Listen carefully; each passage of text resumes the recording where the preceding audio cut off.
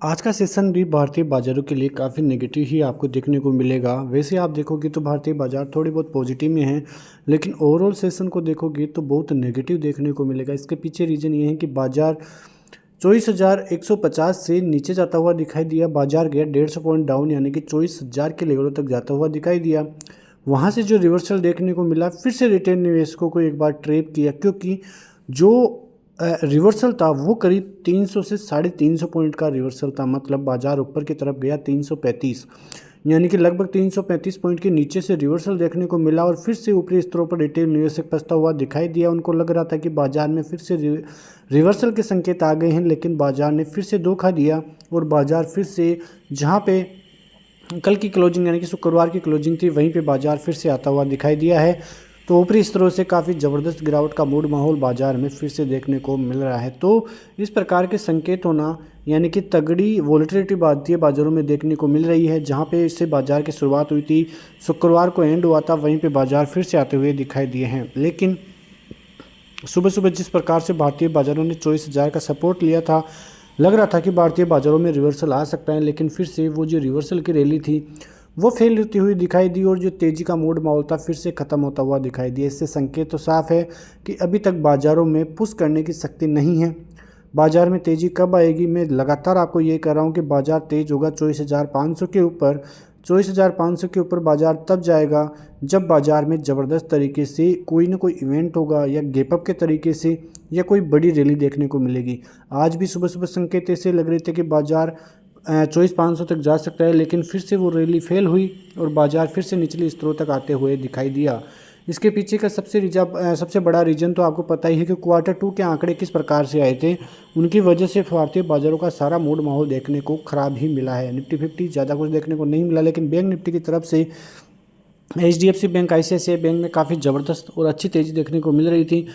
उसके बाद आप देखोगे कि तो ICICI बैंक, कोटक महिंद्रा सभी ही पॉजिटिव में आपको यहाँ पे देखने को मिल जाएंगे। उसके बाद फिन सर्विसेज की बात करें तो 10% तक की तेज़ी, लेकिन निफ्टी IT आज फिर से साइन करता हुआ दिखाई दिया और लगभग 1% से ज़्यादा की तेज़ी निफ्टी IT में देखने को मिलेगी। मैं आपको लगातार यही कह रहा हूँ और 3 सेक्टर की मैं आपको लगातार बात कर रहा हूँ, एक मेटल सेक्टर, एक IT सेक्टर और एक बैंकिंग सेक्टर। ये 3 सेक्टर ऐसे हैं जहाँ पे इस मूड माहौल में भारतीय बाज़ारों में अच्छे खासे रिटर्न्स बन रहे हैं, क्योंकि सबसे बड़ा रीज़न यही है कि जो बैंकिंग सेक्टर के रिजल्ट आए थे काफ़ी अच्छे आए थे।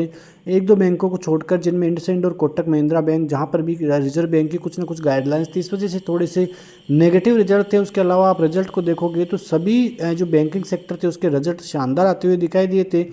उनके वैल्यूएशंस भी काफ़ी अच्छे थे, क्योंकि जिस प्रकार से मार्केट में ज़बरदस्त तेज़ी देखने को मिल रही थी, उसको देखते हुए ये जो करेक्शन था काफ़ी अच्छा देखने को मिला था। और वहाँ पे जो बैंकिंग सेक्टर है वहाँ पे इतनी ज़बरदस्त ग्रोथ नहीं थी जैसा कि अदर जो है सेक्टर्स में देखने को मिली थी। वहीं जो IT सेक्टर था वो भी काफ़ी ज़बरदस्त वैल्यूएशन के साथ लग रहा था और यहाँ पे मेटल सेक्टर में भी अच्छा खासा करेक्शन हो चुका था, कोई जड़ी तेज़ी देखने को नहीं मिली थी। तो ये जो तीनों सेक्टर थे इस गिरावट में काफ़ी अहम भूमिका निफ्टी के लिए यहाँ पर निभाते हुए भी आपको दिखाई दे रहे होंगे।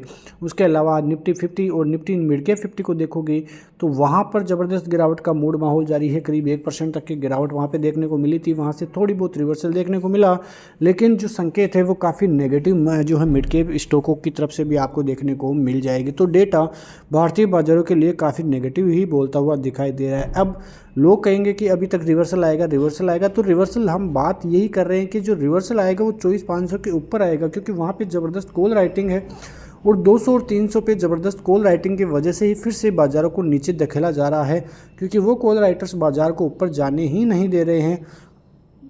तो इन्हीं कारणों की वजह से भारतीय बाज़ारों का मूड माहौल आज फिर से बिगड़ता हुआ ही दिखाई दिया है। आप यहाँ पे चार्ट्स को भी देखोगे तो आपको साफ समझ में आ रहा होगा कि पिछले 10 से 15 सेशन क्या हो रहा है। ऊपर की तरफ 24,500 और नीचे की तरफ 23,800, जो कि 2 सेशन में गया है, लेकिन 24,000 का लेवल, 24 से 24,500, ये 500 पॉइंट की रेंज ही पिछले 15 दिनों में काम करते हुए दिखाई दे रही है। नीचे आता है बाजार 24 के ऊपर, 24 तक आता है, फिर से रिवर्सल लेता है, 24,500 जाता है, फिर से नीचे की तरफ बाजार को धकेल दिया जाता है। तो ये रेंज काफ़ी इंपॉर्टेंट है और ये रेंज जिधर भी टूटेगी उधर मानना कि भारतीय बाजारों में 1000 से 500 से 1000 पॉइंट की रैली एक तरफ आनी ही है। इस बात को आप ध्यान में बिठा लीजिए, थोड़ा सतर्क हो जाइए, क्योंकि यदि भारतीय बाजारों में यहाँ से रिवर्सल मिलेगा तो कई स्टॉकों में काफ़ी ज़बरदस्त तेज़ी का मूड माहौल रहेगा। वहीं यदि नीचे की तरफ जाता है तो फिर से बड़ा करेक्शन शेयरों में देखने को मिल सकता है। तो आपकी नज़रें अब जो है तेज़ हो जानी चाहिए, क्योंकि जल्द ही ये करेक्शन भी आता हुआ या तेज़ी भी आती हुई जल्द ही दिखाई देगी, क्योंकि बहुत दिनों से बाजार एक रेंज में ही है, तो वो रेंज अब ब्रेक होती हुई दिखाई जल्द ही दे सकती है। उधर आप एफआईआई की तरफ चलोगे तो नवंबर का महीना भी नेगेटिव महीना है। लगभग 20,000 करोड़ की सेलिंग आपको देखने को मिल रही होगी स्क्रीन पर। अक्टूबर के महीने में 1,14,000 करोड़ से ज़्यादा की सेलिंग देखने को मिल रही थी। तो ये जो सेलिंग है अक्टूबर और नवंबर महीने की भारतीय बाजारों के लिए काफ़ी नेगेटिव संकेत आती हुई दिखाई दी है। उधर एक बड़ी खबर फिर से आज आती हुई दिखाई दी कि जो एमएससीआई है वो इमर्जिंग मार्केट्स की सूची में भारतीय बाजार टॉप पर आता हुआ दिखाई दिया था, लेकिन चाइना ने फिर से वो छीन लिया है ताजपोशी। सबसे बड़ा रीजन चाइनीज़ बाज़ारों में ज़बरदस्त तेज़ी और एफआईआईज़ की भारतीय बाज़ारों में बिकवाली, जो कि आप स्क्रीन पे देख सकते हैं। उन्हीं की वजह से भारतीय बाज़ारों में काफ़ी डिसपॉइंटिंग देखने को मिला, और जिस प्रकार के Q2 अर्निंग्स भारतीय बाज़ारों में आए वो तो भारतीय बाज़ारों के लिए काफ़ी नेगेटिव इम्पैक्ट भी डाल कर गए, और उन्हीं कारणों से कई शेयरों में ज़बरदस्त करेक्शन देखने को मिला। मिड कैप स्मॉल कैप में तो काफ़ी ज़बरदस्त, जो कि करीब 30 से 40% तक का करेक्शन भी कई शेयरों में देखने को मिला। तो इन्हीं सभी रीजनों की वजह से भारतीय बाज़ारों जो है एमएससीआई इंडेक्स में फिर से अपनी पोजीशन से नीचे खिसकते हुए दिखाई दिए हैं, और चाइना टॉप पर आता हुआ दिखाई दिया है। और यही संकेत भारतीय बाज़ारों के लिए कुल मिला के देखें तो नेगेटिव साबित होते हुए दिखाई दिए हैं। अब जो है करेक्शन जो है होता हुआ भारतीय बाज़ारों में नज़र आ रहा है पिछला 16 महीने के बाद, और ये करेक्शन कब तक भारतीय बाज़ारों में रहेगा उसका किसी को पता नहीं है, बस केवल अनुमान ही लगा सकते हैं। और हम भी एक रेंज का ही अनुमान लगा रहे हैं कि भारतीय बाज़ारों में ये रेंज खुलेगी तब जाके ही कुछ न कुछ भारतीय बाज़ारों में होता हुआ दिखाई दे सकता है। तो हमारी नज़रें इन्हीं के ऊपर रहनी चाहिए। तो ऐसी खबरों के साथ बने रहिए हमारे चैनल में। तब तक के लिए नमस्कार। जय हिंद, जय भारत, वंदे मातरम।